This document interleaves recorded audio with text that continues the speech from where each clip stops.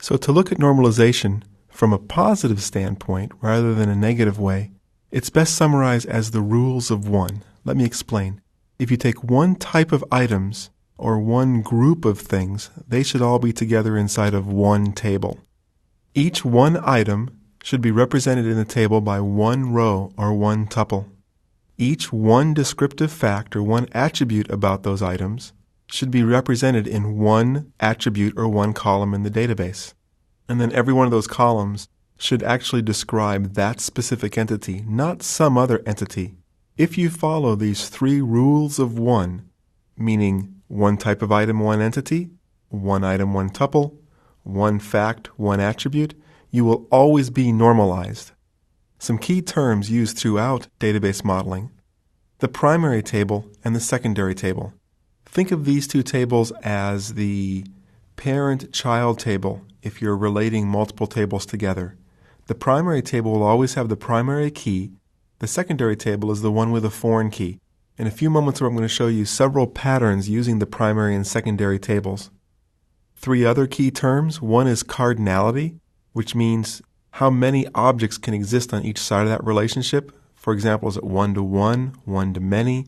Cardinality is usually described as either 0, 1, or many. 0, 1, or infinity.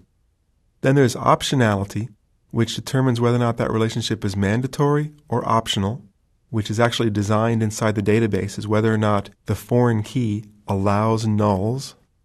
Then there's referential integrity.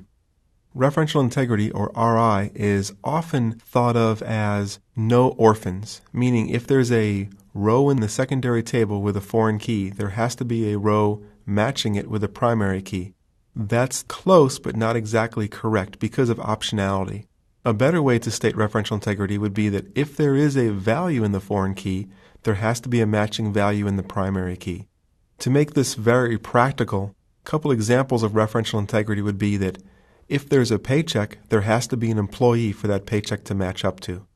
Or if there's an order detail row, there has to be an order header row with a matching order ID. Inside SQL Server, referential integrity can be enforced by DRI, meaning declarative referential integrity, simply by building a foreign key constraint. If declarative referential integrity or a standard foreign key constraint can't handle the complexity of your needs for a certain specific case, you can always enforce referential integrity by building a custom trigger. And when we get to the triggers lesson, I'll show you how to do that.